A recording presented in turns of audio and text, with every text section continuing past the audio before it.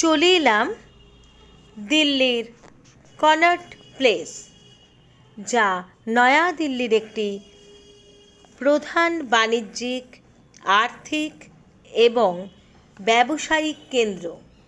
আধুনিক নগর জীবনের সাথে ঐতিহ্যবাহী আকর্ষণের মিশ্রণে ভরা একটি প্রাণবন্ত এলাকা।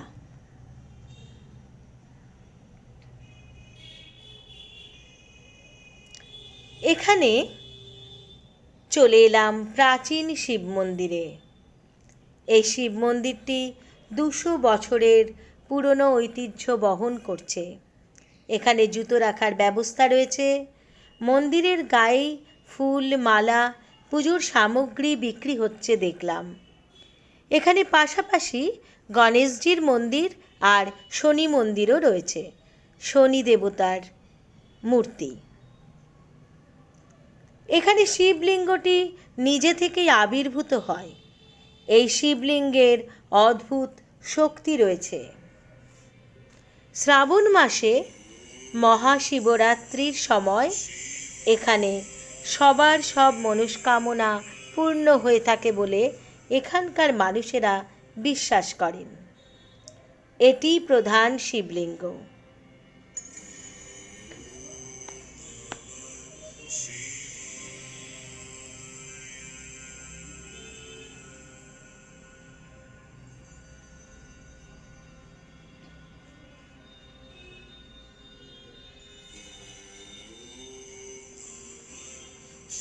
চারিদিকে হনুমান ঘুরে বেড়াচ্ছে, বাদর। শিব দুর্গার কোলে গণেশ ভগবানের মূর্তি এখানে রয়েছে।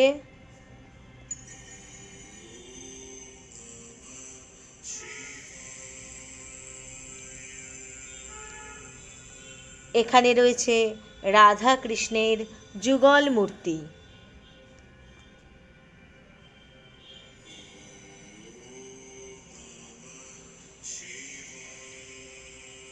এখানে রাম, লক্ষ্মণ, সীতা একসাথে। প্রত্যেকটি মূর্তি শ্বেত পাথরের তৈরি। ভেতরটা অনেকখানি জায়গা নিয়ে প্রশস্ত আর খুব পরিষ্কার পরিচ্ছন্ন।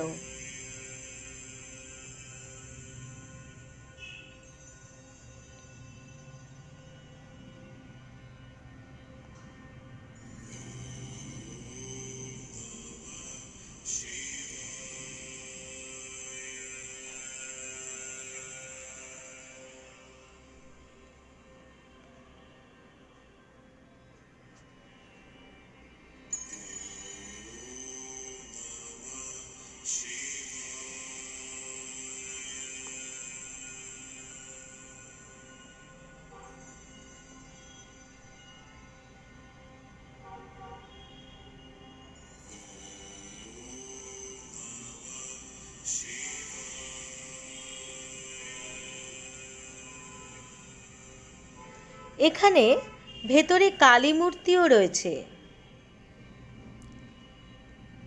খুব সুন্দর কালো পাথরের তৈরি এই মূর্তি।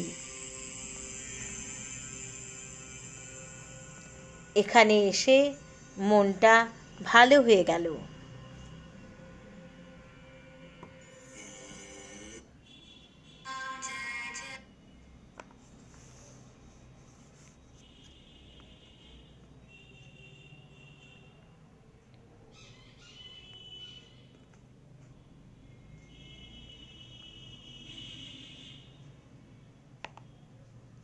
এবার আমরা চলে এলাম দিল্লির প্রাচীন হনুমান মন্দির, যেটি অত্যন্ত প্রাচীন এবং পবিত্র স্থান, যা মুঘল সম্রাট আকবরের সময় মানসিং দ্বারা নির্মিত ও পরে 1724 সালে মহারাজ জয় সিং পুনর্নির্মাণ করেছিলেন। এখানে হনুমানজি স্বয়ং প্রকাশিত বলে বিশ্বাস করা হয়। এই মন্দিরের বিশেষত্ব হল অবিরাম শ্রীরাম জয় রাম জয় জয় রাম ধ্বনি শোনা যায়, যা 1964 সাল থেকে চলছে এবং এটি গিনেস ওয়ার্ল্ড রেকর্ডের অন্তর্ভুক্ত সবথেকে দীর্ঘতম ভগবানের জপ। মঙ্গলবার ও শনিবার ভক্তদের ভিড় বেশি হয়। ভেতরে নানা রকম ভগবানের মূর্তিও রয়েছে। ভক্ত তুলসী দাস এখানে দিল্লি যাত্রার সময় বাল হনুমানজির দর্শন পেয়েছিলেন। এখানেই বসে তিনি হনুমান চালিসা লিখেছিলেন। আকবর শুনতে পেয়ে ভক্ত তুলসীদাসকে রাজদরবারে ডেকে পাঠান এবং কিছু অলৌকিক শক্তি দর্শন করাবার জন্য তাকে আদেশ দেন। ভগবানের আশীর্বাদে ভক্ত তুলসীদাস বাল হনুমানজির কিছু লীলা তাকে দর্শন করাতে সক্ষম হন। তারপর থেকে সম্রাট আকবর এই মন্দিরের শিখরে ইসলামী চন্দ্রমা আর কলস স্থাপনা করেন, যার ফলস্বরূপ কখনো কোনো মুসলিম আক্রমণকারী এখানে আক্রমণ করেননি। তখন থেকেই আকবরও এই বাল হনুমানের ভক্ত হয়ে পড়েন।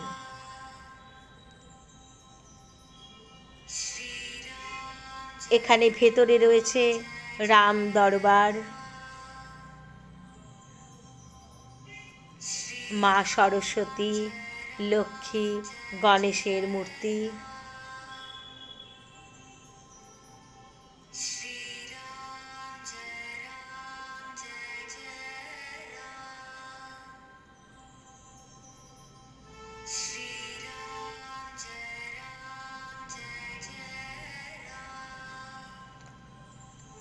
এখানে বসে জপ করলে মনে শান্তি পাওয়া যায়।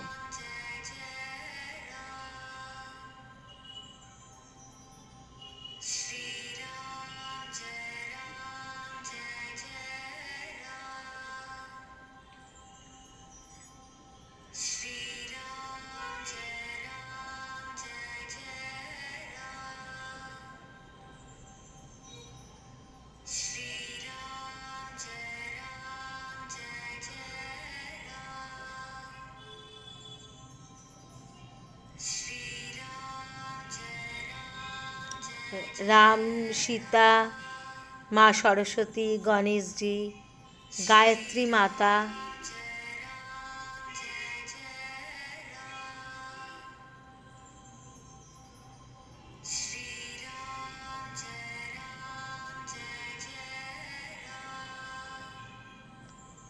এদিকে রয়েছে শ্রীকৃষ্ণ, পঞ্চমুখী হনুমান,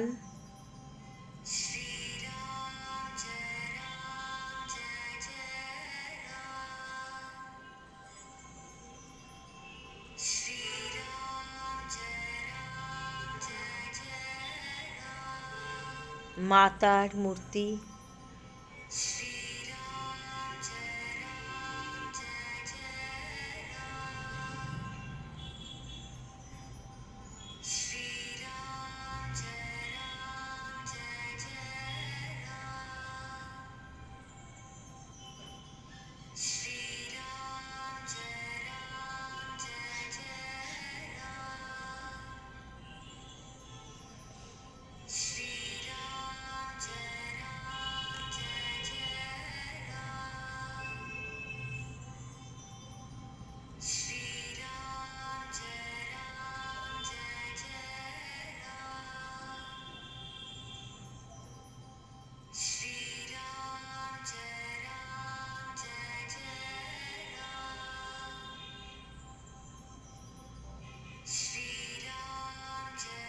ভেতরটা খুব সুন্দর করে সাজানো।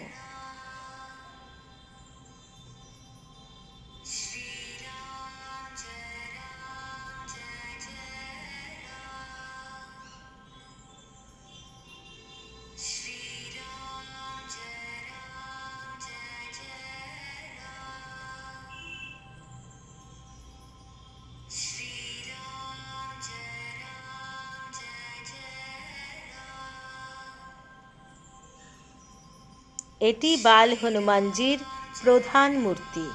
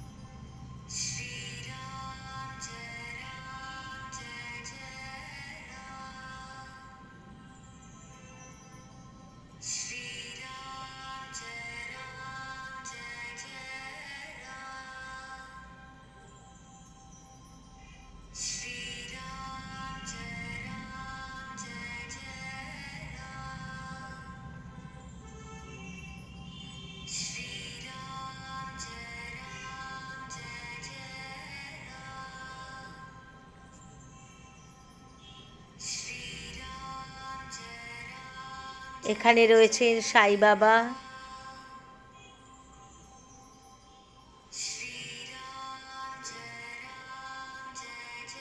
অপূর্ব শিবলিঙ্গ।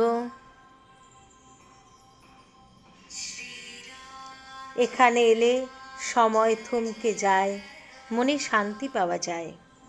আমার ব্লগটি এখানেই শেষ করলাম। নমস্কার।